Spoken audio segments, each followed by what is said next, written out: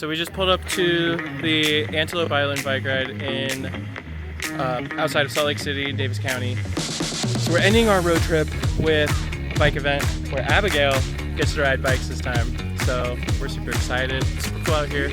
Should be fun. Let's go.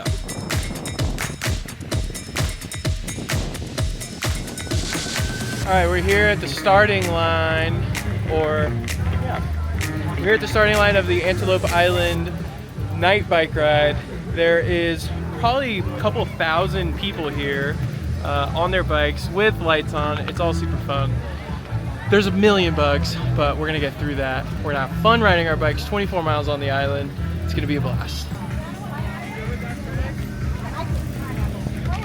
We have crossed the beginning of the Antelope Island bike ride. There's a sea of people. It looks super cool. It's out riding bikes with a bunch of friends.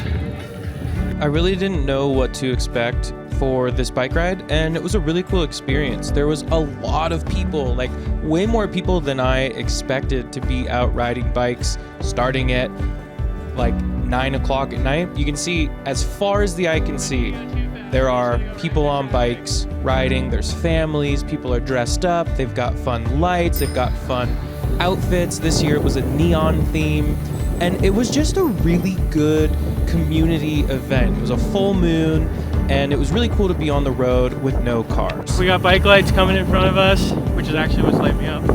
And we got people behind, getting down to the halfway point. We're at about 8 miles now, so about 4 miles till turnout point.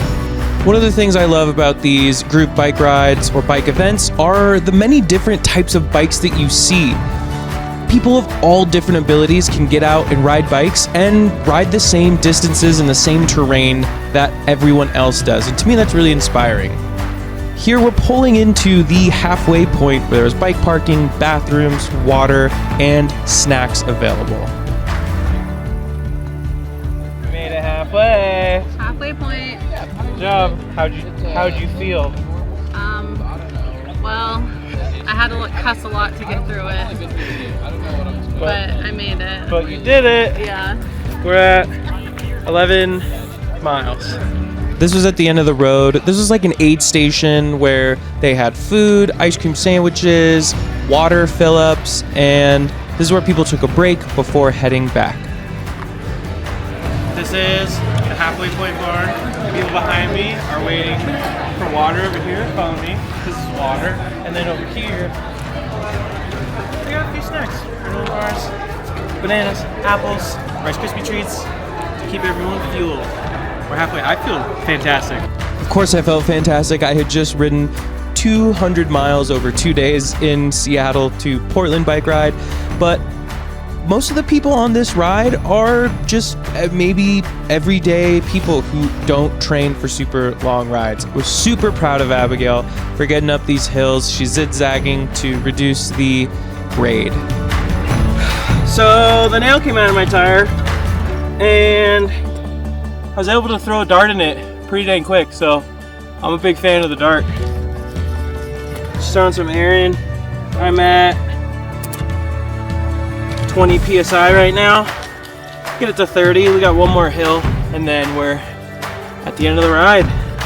I was catching such a good downhill, and yeah, that nail just shot out. Basically did it!